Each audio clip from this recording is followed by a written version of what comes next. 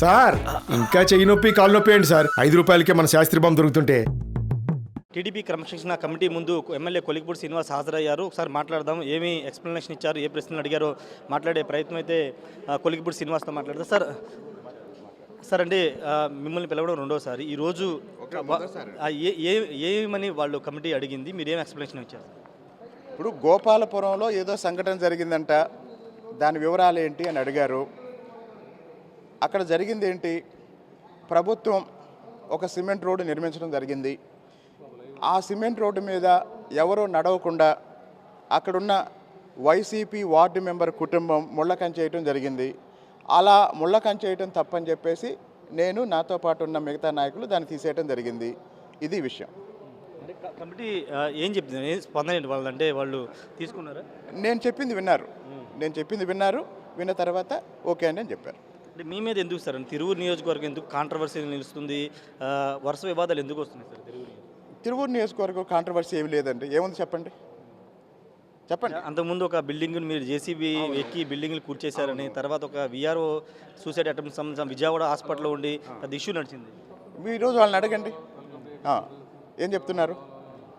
ఇప్పుడు 4 భూమి ఆక్రమించి ఒక వ్యక్తి అక్రమంగా ఇల్లు కడితే దానికి నోటీసు ఇవ్వమని చెప్పినప్పుడు రెవెన్యూ వాళ్ళు ఎవరు రెస్పాండ్ అవ్వకపోతే నోటీస్ ఇప్పించడం కోసం అక్కడ వెళ్ళాను. అక్కడ కొన్ని వేల మంది వచ్చారు కాబట్టి అందరికీ కనపడటం కోసం కారెక్కి నిలబడ్డాను, అంతే.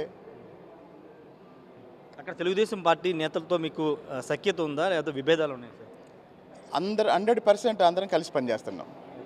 ఎలాంటి ఇబ్బందులు ఏమి లేవు? అసలు ఏమి ఇబ్బందులు లేవు. ఏమైనా ఇబ్బంది ఉంటే మీకు చెప్తాను నేను. ఎందుకు టార్గెట్ అవుతున్నారంటే కావాలని ఎవరైనా మిమ్మల్ని టార్గెట్ చేసి ఇదంతా చేస్తున్నారు అనుకుంటున్నారా? ఇప్పుడు నన్ను టార్గెట్ చేస్తే ఏమొస్తుంది చెప్పండి. ఎవరైనా సరే నన్ను టార్గెట్ చేస్తే ఏమొస్తుంది? నేను అట్లా అనుకోవట్లేదు. Thank you.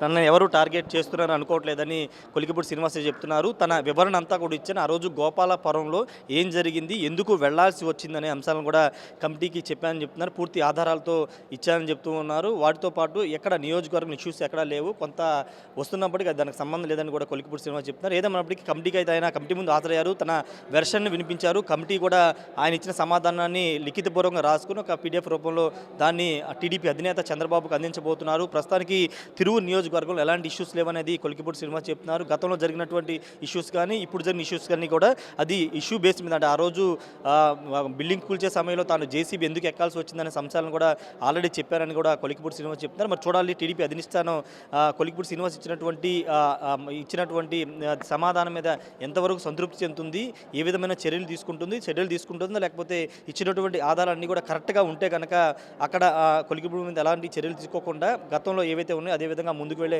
అవకాశం ఉంటుందా లేదనేది తర్వాత తెలిసే అవకాశం అయితే కనబడుతుంది. Camera person విజయ్తో Rayesh RTV, Mangalagiri నుండి.